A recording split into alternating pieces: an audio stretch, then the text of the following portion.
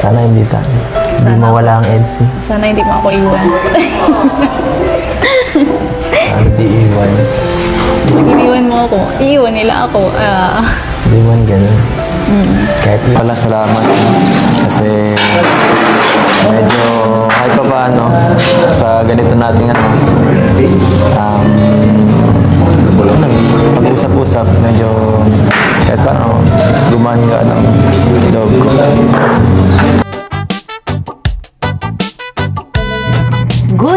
Good vibes lamang.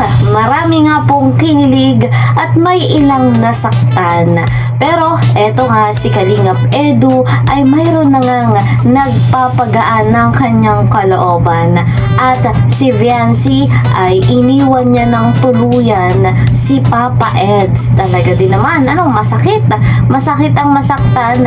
At eto po, maraming kaganapan na dapat ay hindi nyo po palalampasin. Bagamat meron nga po na nasasaktan, pero mas marami po ang kinikilig dahil kung saan masaya si Kalingap Edu ay 100% nating susuportahan. Dito nga ay huwag nyo pong palalampasin ating panoorin. Pero bago po iyon, good morning, good evening po sa inyong lahat. Ayan, good vibes lamang tayo. Mega love shoutout kay Kuya Val, kay Kalingap Rob, kay Kalingap Edu, and kay Bridget. Ayan, mega love shoutout sa mga nanonood po ngayon. And please po, pindutin nyo po yung notification bell. Ayan, para po updated kayo sa mga ina-upload kong video. At kung di pa po kayo nakakapag-subscribe, please po subscribe. Eto na guys, dumako na tayo dito sa ating topic kung saan ay masasaksihan natin na talagang mayroon na nga nagpapagaan ng kalooban ni Kalingap Edu. Eto na, tunghayan natin. Hindi naman porket pangit, yata na yung matatag. Minsan, pinagtatakpan ka. Minsan parang wala naman tayong magagawa, kundi alin lang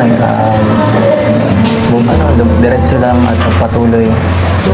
Pero hindi naman parang wala lang sa akin parang lagi akong matatag. Siyempre, lagi nakakaramdam din ako ng hirap. Kahit sino naman siguro.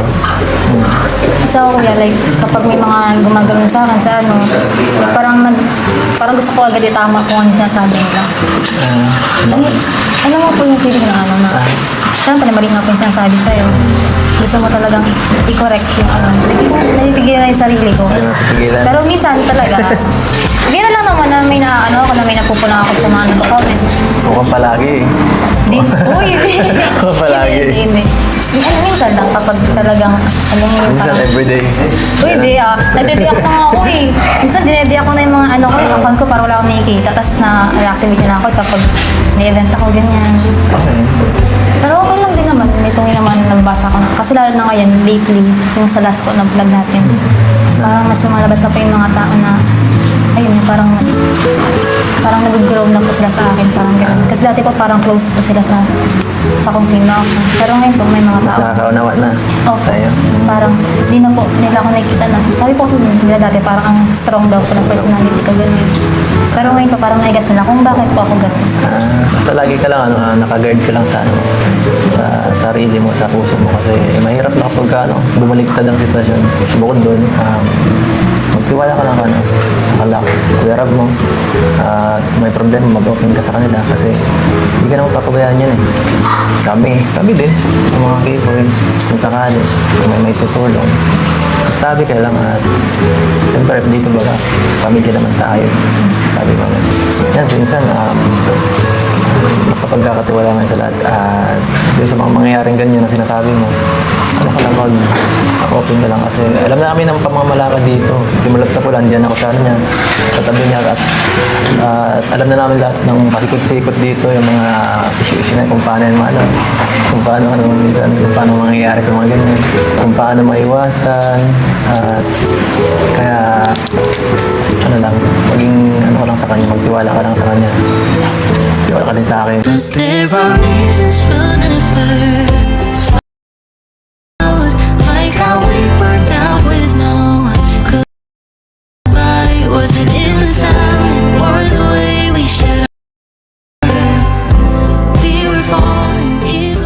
marunong din ako. Matagal na ako eh. Ako nga rin po, like, parang nung may mga nalaman ng mga problema, ng mga issue. Siyempre, parang magulat din po ako kasi nga, hindi ko din na-expect na may gaganon talaga sa amin. Siyempre, masama talaga yung kalinap. Tapos, yung pagpasok ko pa lang dito, siyempre, nakil ko na agad kung paano yung samaan dito. So, sa mga ganun mga issue, nagulat din ako na may lumabas ng tapos, mas malala pa na parang ang dami talagang, ang laki na naging epekto. So, syempre, para sa akin, nagets ko rin kung paano nyo hinandle yung situation. Lalo na po sila kaya raw po. Doon po lang po sa point na yun, parang kahit di niya po ako turuhan, pag nakikita ko po sa inyo, syempre, parang naisip ko na rin po, siguro dapat yung gawin ko. At least po, andyan kayo na nakikita ko na parang example ko po sa journey ko po sa kanila. Sigurado ko yan. Uy, Sigurado biglang ka. tinanong. Wala lang, inala lang kita. May trust issue ka na ha. Hindi naman. Ay, halata kasi. Kahit di man, halata eh. Parang ito, naaamoy ko galing dito yung trust issue. Hindi ito yung naaamoy ko, hindi ito galing. Inaala ko lang. There are reasons for never. Marami tayong matutunan sa mga nakikita pa sa paligid. Like how we were now. At iba kasi pag naandun ko na sa sitwasyon, iba yung pag nakikita mo lang. So, pag naandun ka na sa sitwasyon, pinakamahalaga, huwag kang malalayo sa kalakalingap. Kay Minsan, sa amin na, kami, mag-communicate kasi yung pinakamahalaga para mag-guide ka ng maayos. Kaya sabi ko kanina, kasi iba yung madaling parang pwedeng basta para ang hirap yan sama Parang madali kong sabihin. madaling sabihin kasi pero pag naano ko na sitwasyon na yun Mahirap. magugulo ka magugulo ka talaga Kaya nga po, nanibilog ako sa... po Siyempre po. Ano po?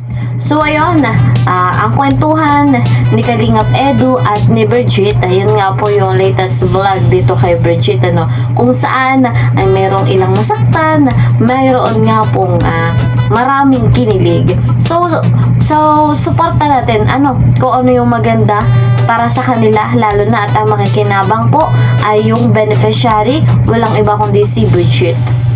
Tandem is tandem, alam ko yung iba malungkot, pero kailangan mag-move on, lalo na ni Kalingap Edu, kailangan move on, at tandem naman po sila, ayan, so malinaw na malinaw, and nabanggit din nitong dalawa, ni Kalingap Edu dyan sa vlog, ay napapagaan nga po ang loob, matapos ang kwentuhan, ay napagaan yung kalooban ni Kalingap Edu. Ayan, talagang ayos ang kwentuhan ni Edu at ni Bridget. So, masaya tayo.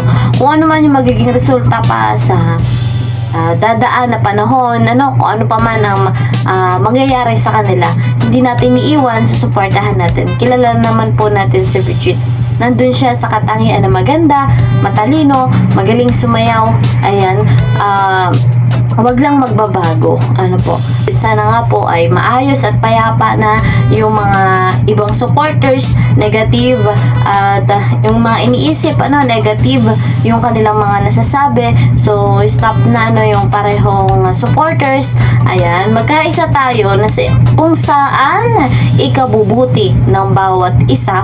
Gayon din kay Bridget, ay tulong po ito kay Bridget. Ito po ay isang klaseng strategy ni Kalingap Rob na hindi naman po ibig sabihin na pag tinandem po yung dalawa, ay sila na po ang mag-aasawahan, sila na po ang magkakatuluyan in the future. Hindi po ganun yun. Ito ay isang klaseng strategy ni Kalingap Rob nang sa ganon ay matulungan si Bridget. At hindi to basta strategy, makakatulong ito para pantanggal stress, good vibes, at nakakaaliw, pang-aliw, etong tambalan. So, hintayin po natin kung ano yung magiging announcement ni Kalingap Rob patungkol nga po dito kay Kalingap Edu at kay Bridget. Hanggang dito na lamang. See you po sa next video. Mag-iingat po kayo palagi. God bless everyone. God bless Team Kalingap. Bye-bye!